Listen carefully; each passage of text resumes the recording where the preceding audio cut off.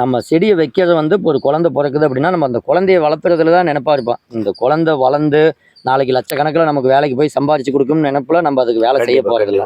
ஆனால் இப்போ மல்லிகைப்பூ செடியோ அல்லது எந்த காய்கறி செடியோ பூச்செடியோ வைக்கிறவங்க என்ன நினைக்கிறாங்கன்னா, நம்ம ஒரு நாளைக்கு நீங்களே பார்க்குறீங்களா எத்தனை விவசாயிட்ட பேசலாம், இப்போ வந்ததுக்குள்ளே எத்தனை விவசாயி போகணும்.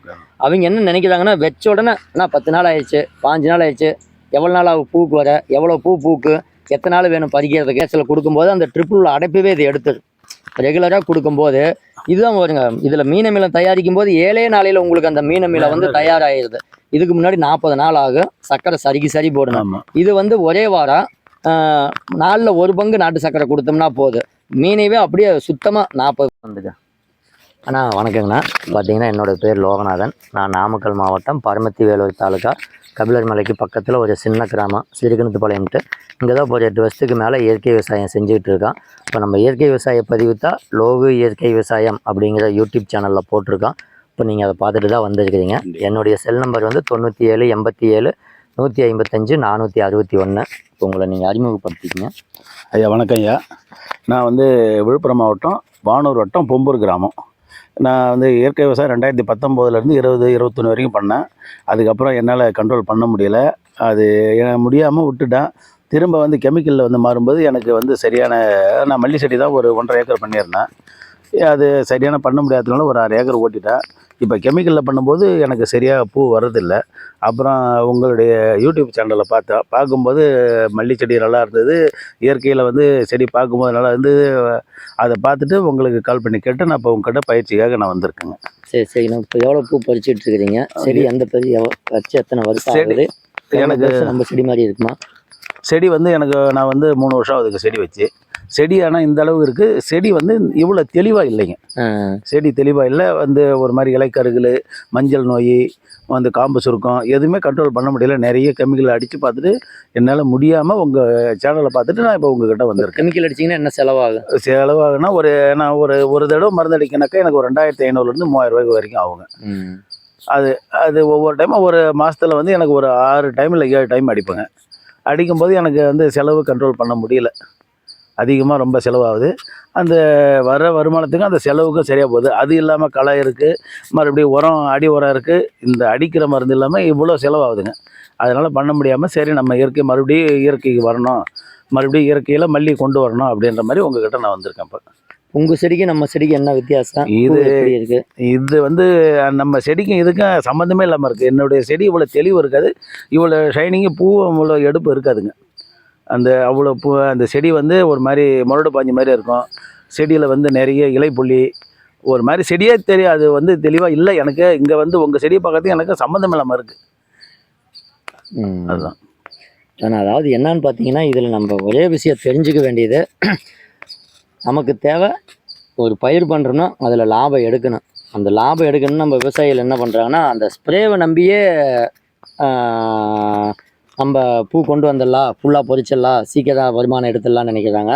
அந்த செடி நம்ம ஒரு செடி வைக்கிறோம் அப்படின்னம்னா, நம்ம செடியை வைக்கிறது வந்து இப்போ ஒரு குழந்தை பிறக்குது அப்படின்னா நம்ம அந்த குழந்தைய வளர்த்துறதுல தான் நினைப்பா இருப்போம். இந்த குழந்தை வளர்ந்து நாளைக்கு லட்சக்கணக்கில் நமக்கு வேலைக்கு போய் சம்பாரிச்சு கொடுக்கும்னு நினைப்புல நம்ம அதுக்கு வேலை செய்ய போகிறதில்ல. ஆனால் இப்போ மல்லிகைப்பூ செடியோ அல்லது எந்த காய்கறி செடியோ பூச்செடியோ வைக்கிறவங்க என்ன நினைக்கிறாங்கன்னா, நம்ம ஒரு நாளைக்கு நீங்களே பார்க்குறீங்களா எத்தனை விவசாயிட்ட பேசலாம், இப்போ வந்ததுக்குள்ளே எத்தனை விவசாயி போகணும். அவங்க என்ன நினைக்கிறாங்கன்னா, வச்ச உடனே நான் 10 நாள் ஆயிடுச்சு 5 நாள் ஆயிடுச்சு, எவ்வளோ நாள் ஆகும் பூக்கு வர, எவ்வளோ பூக்கு, எத்தனை நாள் வேணும் பறிக்கிறதுக்கு அப்படிங்கிறத கேள்வி கேட்குறாங்க. அது கரெக்டு தான். ஆனால் அதை வந்து கொஞ்சம் மாற்றி செடி வச்சுட்டோம். ஆனால் இப்போ நான் செடி வச்சுட்டேன், அதை வளர்த்துறதுக்கு என்ன பண்ணணும், அதுக்கு நோய் வராமல் இருக்கிறதுக்கு என்ன பண்ணணும், அதுக்கு எதிர்ப்பு சக்தியை கொடுக்கறதுக்கு நம்ம என்ன பண்ணணும். ஒரு செடி இருக்குதுன்னா இதுக்கு என்ன கொடுத்தா அதுக்கு எதிர்ப்பு சக்தி வருமோ அதை கொடுத்துட்டோம் அப்படின்னா ஆட்டோமேட்டிக்காக செடி பெருசாகும். உங்களுக்கு செடி பெருசாக எதிர்ப்பு சக்தியோடு வளர அந்த செடி நம்ம எதுக்கு வைக்கிறோமோ அந்த வேலையை தெளிவாக செய்யும், கரெக்டாக செய்யும். நம்ம வைக்கும் போதே ஈல்டுக்காக தான் வரணும் அப்படின்னு நினச்சோம் அப்படின்னம்னா அது பூவுன்னு போகும்போது நமக்கு செடியை பெருசு பண்ணுற எண்ணம் நமக்கு வராது. அதற்காகத்தான் நான் ஃபர்ஸ்ட் நம்ம பயிற்சியில் நம்ம என்ன சொல்லி கொடுக்குறோம் அப்படின்னு பார்த்தீங்கன்னா, நான் சொல்றது கரெக்டுங்களா? 100% செய்யணும். அந்த கான்செப்டுக்கு வந்துட்டாங்கன்னா ஜெயிச்சிருவாங்க. இப்போ நம்ம செடி வச்சாச்சு, இதுக்கு தேவை என்ன, இதுக்கு நம்ம வந்து பார்த்தீங்கன்னா இந்த சாணப்பாசி கரைசல்னு ஒன்று கொடுக்குறோம். அது வந்து எதுக்குன்னு பார்த்தீங்கன்னா செடிக்கு எதிர்ப்பு சக்தியும் கொடுத்தது, மண்ணையும் பொதுன்னு பண்ணியது, மண்ணை வளமாக்கியது, ரெண்டாவது மண்ணில் இருக்கிற சத்து, காற்றுல இருக்கிற சத்து, சூரிய ஒளியில் இருக்கிற சத்தே வந்து 80%க்கு மேலே இருக்குது. அந்த சத்து செடிக்கு கிடைச்சாவே போதும். நீங்கள் ஒன்றும் கொண்டு வந்து லோடோட தள்ளணுங்கிறதே கிடையாது. ஆனால் அந்த நுண்ணுயிரியை மண்ணுக்குள்ளே உற்பத்தி பண்ணணும். அதை பண்ணுறதுக்கு அந்த சாப்பாடு இருக்குதுன்னா அப்படியே முழுங்க முடியுங்களா? மென்று தான் முழுங்குறோம். அந்த மெல்றதுக்கு பல்லு வேணும். அந்த பல்லு செய்கிற வேலையை தான் நுண்ணுயிரி செய்யுது. அப்போ அந்த நுண்ணுயிரி உள்ளே விட்டுட்டோம் அப்படின்னா ஆட்டோமேட்டிக்காக நமக்கு என்ன தேவையோ அதை கொடுத்துடும். அதைத்தான் நான் 5 வருஷமாக என்னால் கற்றுக்க முடியாமல் 5 வருஷத்துக்கு அப்புறம் நம்ம அனுபவத்தில் கற்றுக்கிட்டு எல்லாம் நம்மளே சொந்தமாக கற்றுக்கிட்டது தான். எங்கேயும் போய் ஒவ்வொரு விவசாயிக்கிட்டையும் போனால் ஒவ்வொருத்தருக்கிட்டையும் ஒவ்வொரு அனுபவம். அதை தெரிஞ்சுக்கிட்டு நம்ம அதுக்கப்புறம் தான் இதை கற்றுக்க ஆரம்பித்தோம். இப்போ அந்த மாதிரி நான் கொடுக்க முடியுதா நமக்கு பார்த்தீங்கன்னா செடி பாருங்கள் இவ்வளோ தெளிவாக இருக்குதுன்னு நீங்களே சொல்கிறீங்க. அந்த ஈல்டு நமக்கு கிடைக்கும். நமக்கு நல்ல வருமானமும் கிடைக்கும். அதற்கு தான் இந்த சாணப்பாசி கரைசல் நிறைய பேர் இப்போ கூட நீங்கள் சொன்னீங்க, நாட்டு மாட்டை பற்றி சொன்னீங்களா? சொல்லுங்கள். ஆமாம், நாட்டு மாட்டை வந்து கோமியம் சாணி வந்து நிறைய கரைச்சி கொடுத்தேன். அது கொடுக்கும்போது நல்ல மண் வந்து வளமாக இருந்தது. இப்போதைக்கு என்கிட்ட மாடு இல்லை. அதை மறுபடியும் நான் அதை கொண்டு வந்து போய் தேடி போகிறதுக்கு எனக்கு ரொம்ப கஷ்டமாக இருக்குது. நாட்டு மாட்டு சாணியோ கோமியமோ நமக்கு கிடைக்கிறதில்ல. அதனால் உங்களுடைய பார்த்துட்டு அந்த சயனா ஃபேக்டரி சொன்னீங்களா, அதனால அது சாணப்பாசி கரைசலுக்காக நான் இப்போ உங்ககிட்ட வந்திருக்கேன். எப்படி பண்ணலாம்? சாணப்பாசி கரைசல் நாட்டு மாடு இருந்தால் என்ன பண்ணுமோ அதை விட இன்னொரு மடங்கு. ஏன்னா இப்போ நாட்டு மாட்டு சாணத்தில் பஞ்சகாவியா ஜீவாமிர்தம் தயாரிக்கிறோம். அதுக்கு வந்து செலவு அதிகாகும். ட்ரிப்பில் கொடுக்கும்போது ட்ரிப்பில் அடைக்கும். எல்லா பிரச்சனையும் இருக்குது. இது வந்து அதே நாட்டு மாட்டு சாணத்துல இருந்து நீங்கள் ஒவ்வொரு டைமும் போய் சாணத்தை எடுத்துகிட்டு வந்து நம்ம பண்ணுறோம். நான் என்ன பண்ணுறேன்னா அந்த சாணத்தில் இருக்கிற பாக்டீரியாவை பிரித்து எடுத்துட்டு அந்த பாக்டீரியாவை வச்சா மறுபடியும் மல்டிப்ளை பண்ணிக்கிறேன். இது வந்து பார்த்தீங்கன்னா நீங்கள் ஒவ்வொரு டைமும் நம்ம லேபில் தான் போய் நுண்ணுயிரி வாங்கி இவ்வளோ நாளாக விவசாயிகள் பயன்படுத்திக்கிட்டு இருந்தோம். இப்போ விவசாயிகளே இப்போ உங்களுக்கு நம்ம சொல்லி கொடுத்துருவ நீங்களே நாட்டு மாடு இருக்கும்போது பண்ணிக்கலாம். அப்படின்னா தாய்த்துறை வந்துச்சுன்னா அதை வச்சா நீங்கள் மீண்டும் மல்டிப்ளை பண்ணிக்கலாம். மறுபடியும் வாங்கணுங்கிறது இல்லை. அப்படி பண்ணும்போது நமக்கு செலவும் குறைவு, ட்ரிப்புலையும் அடைக்காது. நீங்கள் ஏற்கனவே ட்ரிப்பில் விட்டிங்கன்னா அந்த ட்ரிப்பெல்லாம் அடைக்கும். இந்த சாணப்பாசி கரைசலை கொடுக்கும்போது அந்த ட்ரிப்பில் உள்ள அடைப்பவே இது எடுத்துது. ரெகுலராக கொடுக்கும்போது இதுதான் வருங்க. இதில் மீனமிலம் தயாரிக்கும் போது 7 நாளையில் உங்களுக்கு அந்த மீனமிலம் வந்து தயாராகிடுது. இதுக்கு முன்னாடி 40 நாள் ஆகும். சர்க்கரை சரி போடணும். இது வந்து ஒரே வாரம் 4ல் 1 பங்கு நாட்டு சர்க்கரை கொடுத்தோம்னா போதும். மீனைவே அப்படியே சுத்தமாக 10 கிலோ மீன் கழிவு போடுறோம் அப்படின்னோம்னா அதில் 1/4 கிலோ 1/2 கிலோ அல்லது 1 கிலோவுக்குள்ளே தான் அந்த கழிவே இருக்குது. அவ்வளவும் ஒரே வாரத்தில் கரைச்சிருது. அப்போ அந்த அளவுக்கு இந்த பாக்டீரியாவுக்கு சத்து இருக்கும்போது திறமை இருக்கும்போது நம்ம ட்ரிப்பில் இருக்கக்கூடிய அடைப்பையும் வெளியே எடுத்துடும். அதை மக்க வச்சே கொடுத்துடும். அதனால் ரெகுலராக கொடுக்கணும். நம்ம அந்த மாதிரி ஒவ்வொன்றும் அட்வான்ஸாக இப்போ இதுலேயே வாழைப்பழத்தை வச்சு நம்ம பொட்டாஸ் தயாரிச்சிக்கலாம். ஏன்னா பொட்டாஸ் வந்து ஒரு செடிக்கு ரொம்ப முக்கியமான சத்து. என்பிகே தயாரிச்சிக்கலாம். தலைச்சத்து, மணிச்சத்து, சாம்பல் சத்துன்னு சொல்கிறோம் பார்த்தீங்களா? அதையெல்லாம் நம்ம இந்த சாணப்பாசி கரைசல் ஒன்றை வச்சே தயாரிச்சுக்கலாம். அந்த அளவுக்கு நாட்டு மாட்டு சாணத்தில் இருக்கக்கூடிய பாக்டீரியாவுக்கு வேல்யூ அதிகம். அதெல்லாம் நம்ம இப்போ பயிற்சியில் ஒன்றா பார்ப்போம். சரிங்க. இப்போ உங்களுடைய பிரச்சனை வந்து மல்லிகைப்பூ செடியில் வந்து மொக்கு கருகள் என்னென்ன பிரச்சனை சொன்னீங்க? மொக்கு கருகள் இருக்குது, இலைப்பேனு செம்பேனு வருது அடிக்கடி. செடி வந்து சரியான நமக்கு தழைத்து வளர்ச்சி இல்லாமல் இருக்குது செடி. இப்போ நீங்கள் ஒரு மாதத்துக்கு அதுக்கு ஸ்ப்ரே கொடுத்தா எவ்வளோ கொடுப்பீங்க? ஒரு அப்ராக்சிமெண்ட்டாக எனக்கு வந்து ஒரு 20,000க்கு மேலே வருங்க. நான் 1 ஏக்கர் 1.5 ஏக்கருக்கும் ஒரு 20,000க்கு மேலே வரும். 20,000க்கு வரக்கூடிய செலவை வந்து இப்போ நம்ம மெத்தடில் பண்ணும்போது நம்ம இயற்கை மருந்து நம்மகிட்ட இப்போ வாங்கி ஸ்ப்ரே பண்ணிங்கனாவே 20,000ங்கிறது 10,000த்துக்குள்ளேயே 10,000மே வராது. அதுக்குள்ளேயே தான் வரும். இப்போ நான் உங்களுக்கு என்ன பண்ணுறேன்னா பயிற்சிக்கு வந்ததுனால அந்த மருந்து நீங்களே எப்படி தயாரிக்கிறது, நீங்களே ஸ்ப்ரே பண்ணுறோம் அப்படிங்கில 20,000 அப்படிங்கில உங்களுக்கு அந்த 2,000 ரூபாய்க்குள்ளேயே முடிஞ்சு போயிடும். சரிங்க. இப்போ ஒரு 3,000 ரூபா நீங்கள் செலவு பண்ணுறீங்கன்னா 2 மாதம் 3 மாதத்துக்கு நீங்கள் அந்த மருந்து வரும். அப்படிங்கில உங்களுக்கு எவ்வளோ காசு மீதி ஆகுது? கண்டிப்பாக நிறைய. அந்த காசு மீதியானாவே விவசாயிகள் வந்து முழு லாபம் அடைஞ்ச மாதிரி. ஏன்னா ஒரு மனுஷனுக்கு ஆசை இருக்கணுங்கண்ணா. ஆசை இருந்தால் அடுத்த கட்டத்துக்கு இப்போ நீங்கள் அங்கிருந்து வந்துக்கிறீங்களா? எத்தனை கிலோமீட்டர் வரும்? எனக்கு கிட்டத்தட்ட சேலம் தெரியல எனக்கு அவ்வளோ ஒரு 300 கிலோமீட்டர் கிட்ட. 300 கிலோமீட்டர் அங்கிருந்து நீங்கள் வந்துருக்கிறீங்க அப்படின்னா அந்த ஆசை தானே காரணம். மனிதனுக்கு ஆசை இல்லை அப்படின்னா அது ஜடம்னு சொல்லுவாங்க. அதாவது ஆசை ஒரு பங்கு. முதல் நம்ம வந்து கெமிக்கலை ஒழிச்சு வந்து இயற்கையை வளர்க்கணும். எனக்கு வந்து ஃபஸ்ட்டு அதுதான். பணம் சம்பாதிக்கிறது 2வது ஆசை. பணம் இருக்கும். பணம் இல்லாமல் மனுஷன் வாழ முடியாது. இருந்தாலும் இயற்கையில் வரணும். எனக்கு வந்து முக்கியமாக கெமிக்கலை ஒழிக்கணும். கெமிக்கலை நம்ம ஓரளவுக்கு ஒழிச்சிட்டாலே நம்ம இயற்கையில் வரும்போது நமக்கு செலவு இன்னும் குறையும். அதுவே நமக்கு லாபம் தான். அதுவே பணம் தான். லாபம் நீங்கள் இயற்கையில் பண்ண இடுபொருள் செலவும் குறையும். மண்ணு மாறிக்கும். நமக்கு ஆரோக்கியம் இருங்க. கெமிக்கல் அடிச்சு என் உடம்பே போச்சுங்க, எரியுதுங்க. எந்த நேரமும் சொரிய வேண்டியதாக இருக்குது. இப்போ நம்ம இயற்கைக்கு பண்ணிட்டோம்னாக்கா நமக்கு அது வராது இல்லையா? இப்போ நீங்கள் பார்த்தீங்களா நம்ம மருந்தெல்லாம் நம்ம எவ்வளோ பண்ணிட்டு இருக்கோம். பார்த்தேன் எல்லா பார்லையும் பார்த்தேன் நான் எல்லா பார்த்த இடத்துலயும் வர்றீங்களா குடோன்னு தான் சொல்லணும்.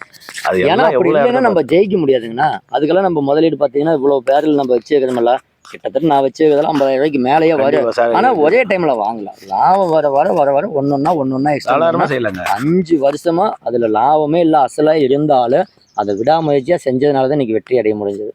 இன்னைக்கு வர்ற மக்கள் எத்தனை நாளையில் முடியும்? 10 நாளையில் முடியுமா? 20 நாள். இதுக்காகவே நம்ம அட்வான்ஸாக இப்போ இயற்கை விவசாயிகளுக்கு உங்களுக்கு சொன்ன 2 மெத்தட் இருக்குங்க. இயற்கை விவசாயிகளுக்கு ஒரு மெத்தட். இன்னைக்கு கெமிக்கலில் ஒரு 4 கிலோ பூ பறிச்சுட்டு இருக்காங்க.